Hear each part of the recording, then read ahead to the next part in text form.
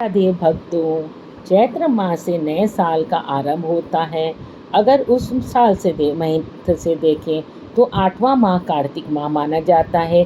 इस महीने को काफ़ी शुभ माना जाता है क्योंकि इस माह जहाँ उठावनी एकादशी पड़ती है, जिसके साथ ही भगवान विष्णु योग निद्रा से जाग जाएंगे। इसके साथ ही मांगलिक कार्य काम भी शुरू हो जाएंगे, एक बार फिर से आरंभ हो जाएगा। सारी जो भी अच्छे कार्य हैं वो शुरू हो जाएंगे। इसके साथ ही इस माह दिवाली, धनतेरस, नरक चतुर्दशी, करवा चौथ जैसे व्रत त्यौहार भी पड़ते हैं। इसके साथ ही इस माह भगवान विष्णु के साथ तुलसी पूजा करने का भी विशेष फल मिलता है हम लोगों को। ये पंचांग के अनुसार कार्तिक मास के कृष्ण पक्ष की प्रतिपदा तिथि के साथ आरंभ हो जाता है, जो कार्तिक पूर्णिमा के साथ समाप्त होगा। इस साल कार्तिक मास हमारा 18 अक्टूबर 2024 से शुक्रवार से आरंभ हो रहा है और 15 नवंबर को समाप्त हो जाएगा। कार्तिक माह का इस हम लोगों का बहुत ही विशेष महत्व है। इसमें हम लोग बहुत पूजा पाठ भी करते हैं क्योंकि ये चतुर्मास का आखिरी माह होता है। इस माह भगवान विष्णु योग निद्रा से जाग जाते हैं। भगवान विष्णु देवोत्थान एकादशी या देव उठनी एकादशी से जाग जाते हैं। ऐसे में कार्तिक मास में भगवान विष्णु की पूजा करने से विशेष फलों की प्राप्ति होती है।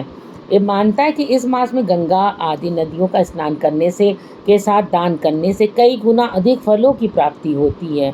इसके अलावा कार्तिक माह में माँ तुलसी की पूजा करने से विशेष फल की प्राप्ति होती है। कार्तिक मास के दौरान विष्णु पूजन के साथ भजन पूजन दान पुण्य के साथ दीपदान करना काफ़ी शुभ माना जाता है। इस महीने दीपदान करने से माँ लक्ष्मी अति प्रसन्न होती हैं। मान्यता इस माह सूर्य अपनी नीच राशि तुला में रहते हैं, जिससे वातावरण में अधिक अंधकार के साथ नकारात्मक ऊर्जा होती है। इसमें दीप जलाने से सकारात्मक ऊर्जा बढ़ने का के साथ उजाला भी हमारा बढ़ता जाता है। कार्तिक मास के कुछ नियम होते हैं जिसको हमें पालन करना होता है।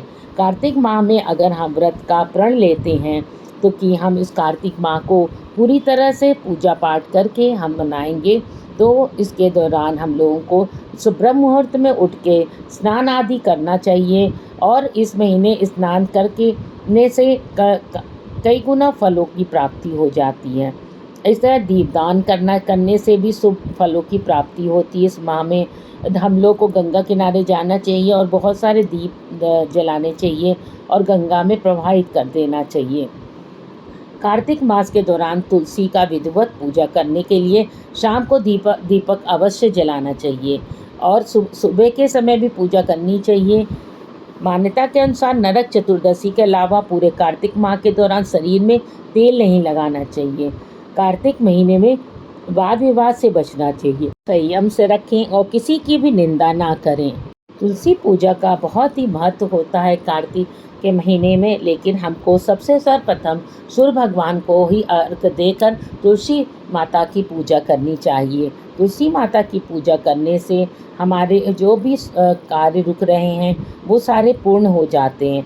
तुलसी माता की परिक्रमा कम से कम 5 या 7 बार अवश्य करें, इससे आपके जीवन में सुख और समृद्धि आएगी। कार्तिक माह का समय भक्ति, श्रद्धा और समर्पण का है। इस दौरान किया गया स्नान, पूजा, व्रत न केवल हमारे पापों को धोता है बल्कि जीवन में खुशहाली भी लाता है। 2024 में 18 अक्टूबर से प्रारंभ होने वाले कार्तिक माह का सही तरीके से पालन करके हम अपने जीवन को एक नई दिशा दे सकते हैं। आप सभी से अनुरोध है कि अगर आपको सभी को पावन माह का पूरा लाभ उठाएं और अपनी भक्ति को दृढ़ बनाएं। अगर हमारे चैनल को आपने लाइक और सब्सक्राइब नहीं किया है तो सब्सक्राइब कर दें। धन्यवाद।